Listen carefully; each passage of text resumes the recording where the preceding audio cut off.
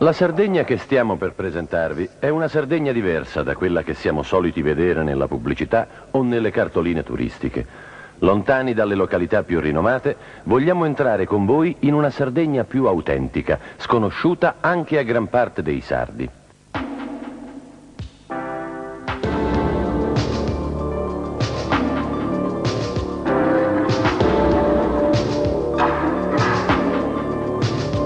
Il nostro itinerario partirà da Santa Margherita di Pula per vivere una piacevole giornata a cavallo lungo le coste di Chia, nella Sardegna meridionale, per poi trasferirci nella penisola del Sinis, lungo la costa occidentale della Sardegna, alla scoperta di testimonianze archeologiche e di meraviglie naturali.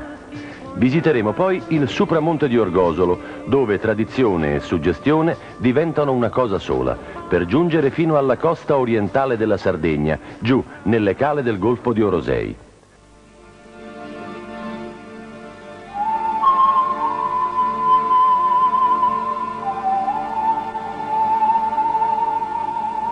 Ci accompagnano in questo viaggio due amici, Gabriele e Carla. I loro volti diventeranno presto familiari perché vivranno per noi tutte le emozioni che una breve vacanza in Sardegna può offrire a due turisti che hanno deciso di visitare l'isola in una settimana di febbraio, lontani dal freddo e dal grigiore delle loro città di provenienza. Ma ora lasciamo che siano i nostri protagonisti a raccontarci le loro straordinarie esperienze in prima persona.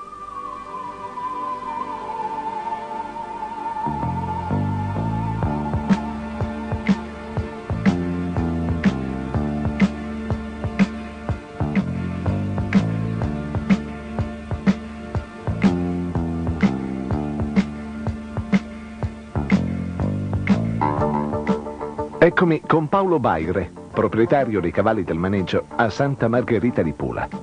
Il mio arrivo da Milano a Cagliari è stato tranquillo. Certamente venire in Sardegna in febbraio non è come venirci in luglio o in agosto. Tutto è più calmo e vivibile e in più ho trovato un tempo incredibilmente primaverile.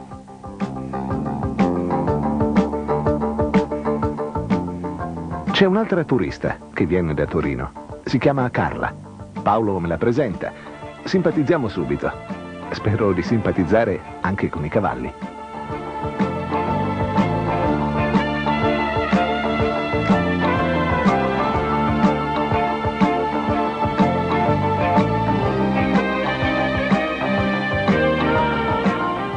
Premetto che non sono mai stato a cavallo e forse la mia faccia tradisce qualche timore.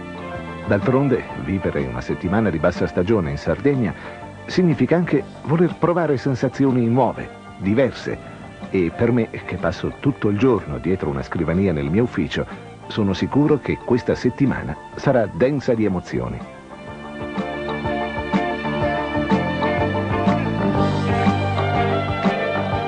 Per fortuna, anche Carla è alla prima esperienza con i cavalli. E Mimmo e Gabriella, i nostri istruttori, sono veramente in gamba.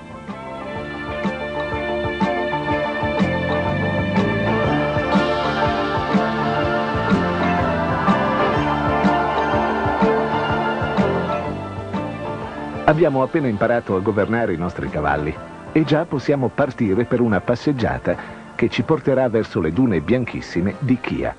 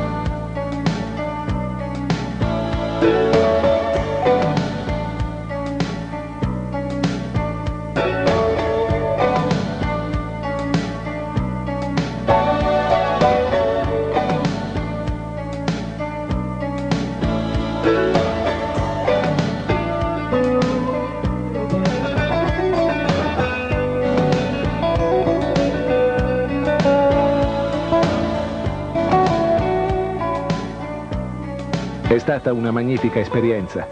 Ma è già arrivato il momento di salutare Mimmo e Gabriella. Domani ci aspetta la soleggiata penisola del Sinis, lungo la costa occidentale della Sardegna, in provincia di Oristano.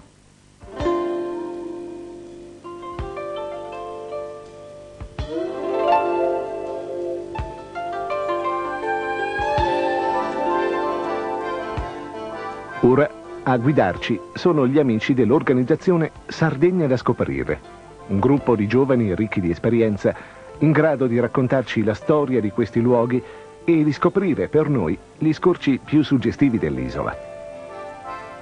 La prima tappa, nella provincia di Oristano, è a Puzzu Idu, dove sulla costa la roccia assume forme fantastiche, come in questo pittoresco ponte che i sardi chiamano Sarchittu.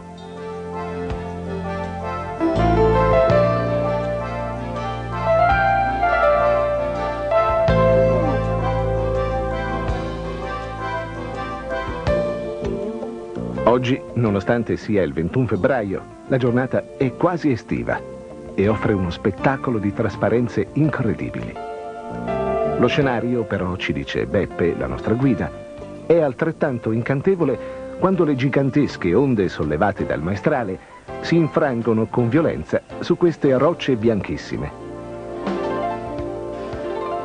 Volgendo lo sguardo verso Capo Mannu, incontriamo lo stagno di Puzzu Idu, dalle acque basse e azzurrissime, nelle cui trasparenze si intravede il fondo sabbioso biancheggiante.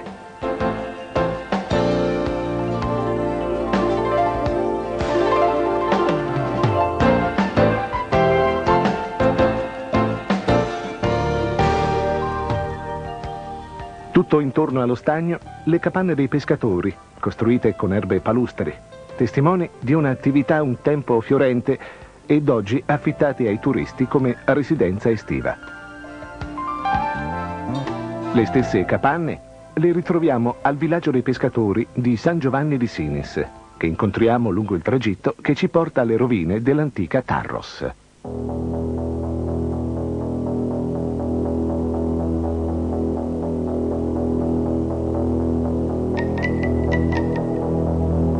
Ed eccola, l'antica Tarros, l'antico porto della Sardegna, città densa di miti e storia. Si dice che la città fu fondata da una donna, Tarra, una fenicia ricchissima, e successivamente divenne insediamento romano, fino a quando nel 1070 la città fu definitivamente abbandonata. Si dice che gli abitanti di Tarros portarono via persino le pietre. Dessa città di De Tarrus portan saperda a Carrus. E anche le colonne furono portate via da Tarros per ornare l'antica cattedrale di Oristano e la chiesa vescovile di Santa Giusta. In mezzo alle rovine di una città un tempo tanto fiorente si vedono ancora le terme, gli acquedotti e i canali dell'impianto fognario. Ben visibili sono poi le tracce dell'antica via pubblica romana che conduceva alla città di Cornus e noi la ripercorriamo guidati da Beppe, oggi dopo quasi 1000 anni.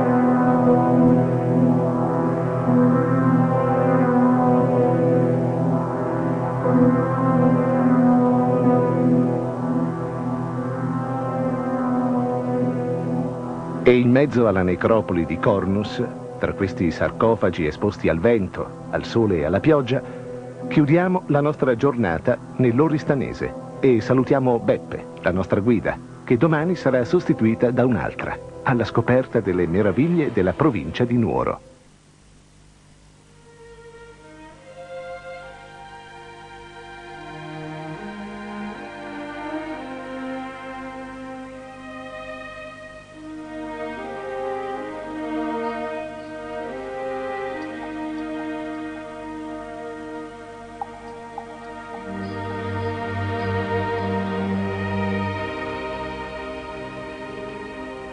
La nuova guida si chiama Rossano.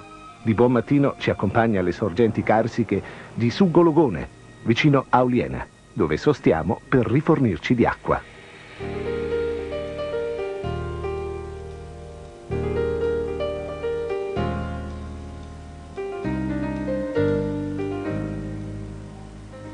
Da qui, attraverso una vecchia strada, giungiamo alla valle di Lanaittu. Ci fermiamo nei pressi della grotta di Saoke, che visiteremo questa sera. Qui facciamo la conoscenza di una delle guide più esperte del Supramonte, Vincenzo Tupponi, noto a tutti come Murena. Vive qui in un rifugio in grado di ospitare fino a 12 turisti per volta.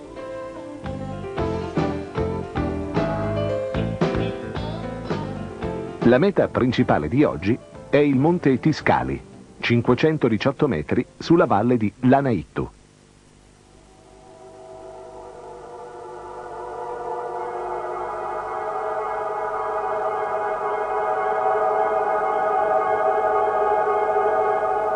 Abbandonato il fuoristrada, iniziamo un percorso a piedi su per 400 metri di ripida salita ghiaiosa, tra ginepri secolari. Nei loro tronchi contorti si legge il tormento quotidiano di strappare la vita a una natura impervia. Le forme assunte sono esasperate e drammatiche.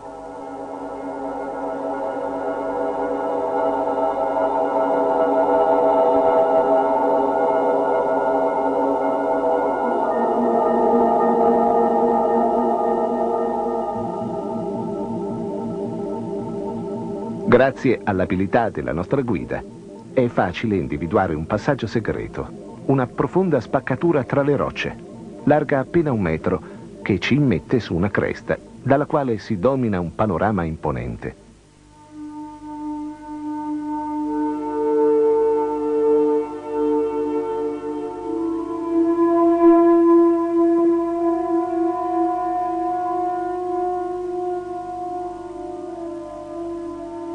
Qui, tra ginepri e euforbie, troviamo la via per scendere a Tiscali, dove scopriamo un intero villaggio nuragico dell'VIII secolo a.C., ben nascosto nell'enorme cavità del monte, e dove, per secoli, gli abitanti hanno resistito all'invasione romana.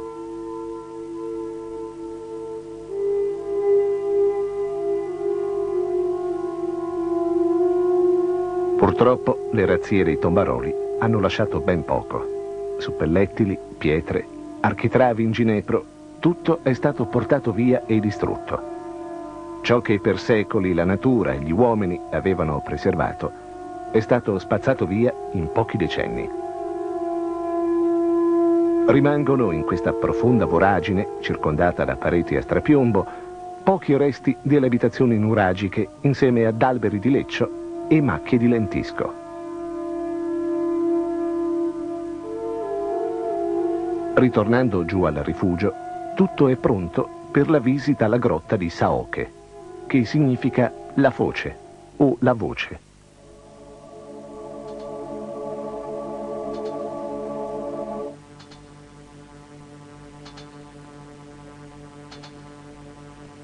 Questa visita è l'ultima emozione di questa giornata, arricchita dall'antica leggenda secondo la quale in questa grotta abitava una divinità che, con una voce poderosa, Saoke appunto, avvisava gli abitanti del luogo dell'arrivo di un'alluvione. La leggenda si ripete anche ai giorni nostri, con un fenomeno naturale. Dopo i violenti temporali, le quantità d'acqua sospingono l'aria nella caverna, provocandone poi la fuoriuscita e l'emissione di potenti boati. Ormai è notte. La passeremo al rifugio. Domani ci aspetta un'altra emozionante giornata.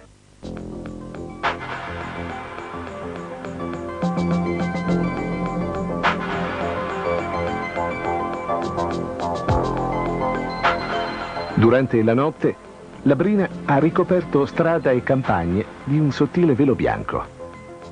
Abbiamo lasciato da poco Orgosolo e ci avviamo verso il Supramonte, una delle lande più impervie d'Europa, forse la più affascinante di tutta l'isola, sicuramente la più selvaggia. Lungo il tragitto incontriamo la camionetta della forestale che ci raccomanda alla sosta alla caserma per ottenere il permesso di visita. Ringraziamo e ripartiamo. Ci inoltriamo in 14 km di strada sterrata, dove il panorama è completamente deserto. Solo le greggi e i maiali ci indicano una probabile presenza di pastori.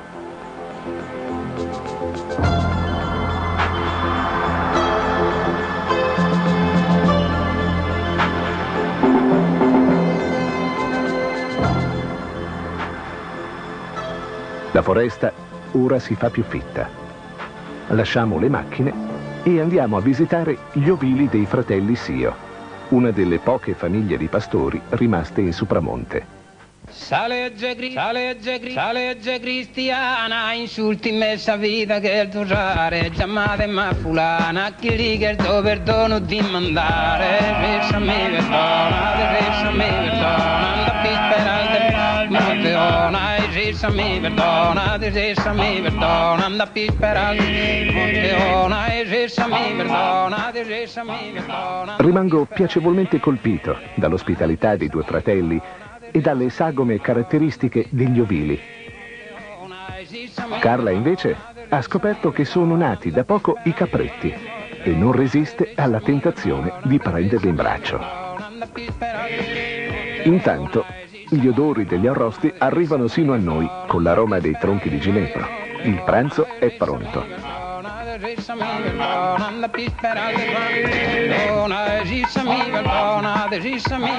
Che dire di questi sapori, di questi profumi? Sono intraducibili e certamente superiori a qualsiasi descrizione. Tutto qui è come secoli e secoli fa. Il tempo ha interrotto il suo corso e noi siamo i protagonisti di questi magici momenti.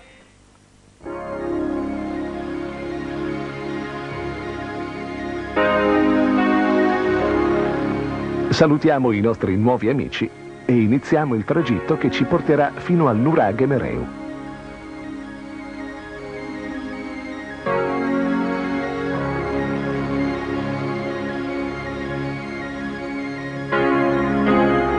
Il sentiero procede in leggera discesa, in mezzo a una foresta primaria. L'emozione è talmente forte che non tralasciamo di scherzare ingenuamente per sdrammatizzare le sensazioni.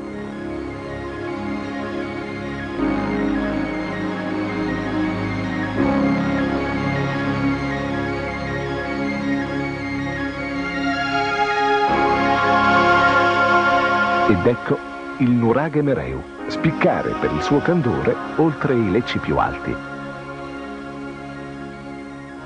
Dalla sommità del nuraghe ci aspetta uno spettacolo che ci lascia senza fiato.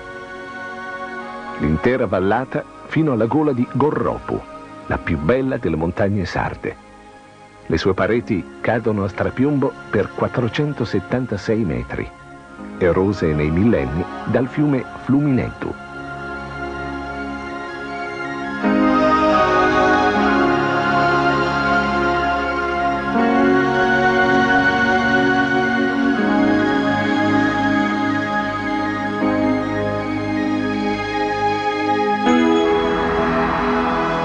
Un chilometro e mezzo più indietro in linea d'aria, il nuraghe Gorropu, anch'esso bianco come il nuraghe Mereu.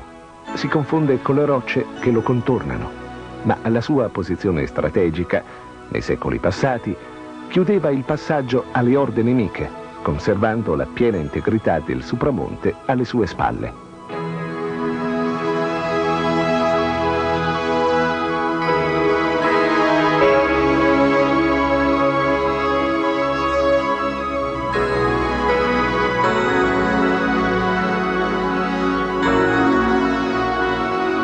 Risaliamo in macchina con rimpianto. In ognuno di questi luoghi vorremmo rimanere per qualche giorno, ma Rossano, la nostra infaticabile guida, desidera portarci in un luogo ancora più suggestivo di questo Supramonte, Monte Novo San Giovanni.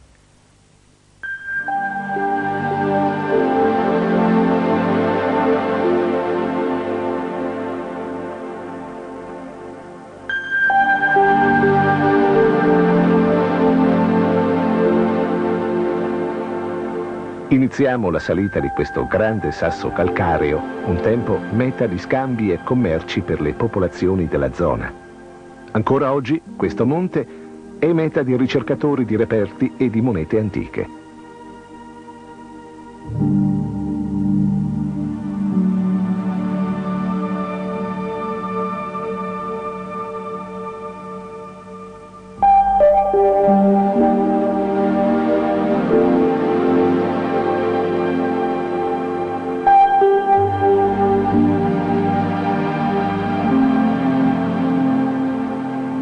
Dalla cima di Monte Novo San Giovanni possiamo dominare l'intero Supramonte. Il nostro entusiasmo ci fa ritornare un po' bambini.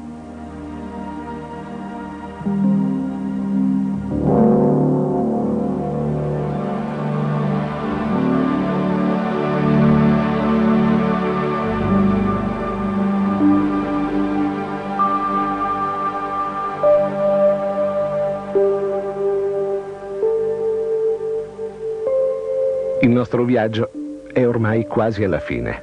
Lasceremo oggi il Supramonte per dirigerci verso Dorgali. Da lì, domani, partiremo verso Cala Fuili, giungendo così alla costa orientale della Sardegna, nel golfo di Orosei.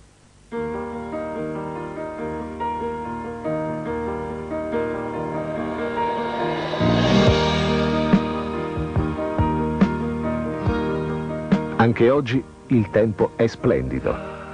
La Sardegna può vantare un record di oltre 300 giorni all'anno di sole, quindi qualsiasi periodo dell'anno è idoneo per una vacanza nell'isola. Se poi siete come me amanti della tranquillità e vi piace godere pienamente ogni luogo ed ogni avventura, la bassa stagione sarda non può offrirvi di meglio. Ed eccoci a Cala Fuili, in mezzo alle montagne, con un mare quasi incantato.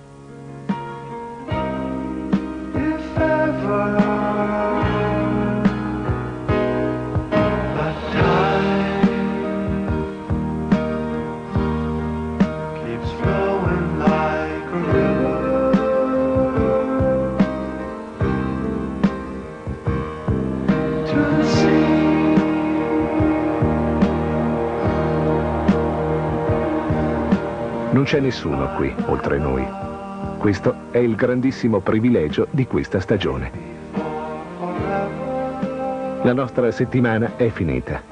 Abbiamo attraversato la Sardegna da un versante all'altro, scoprendone le inaspettate differenze. Domani io sarò a Milano, Carla nella sua Torino, ma il nostro cuore sicuramente rimane qui.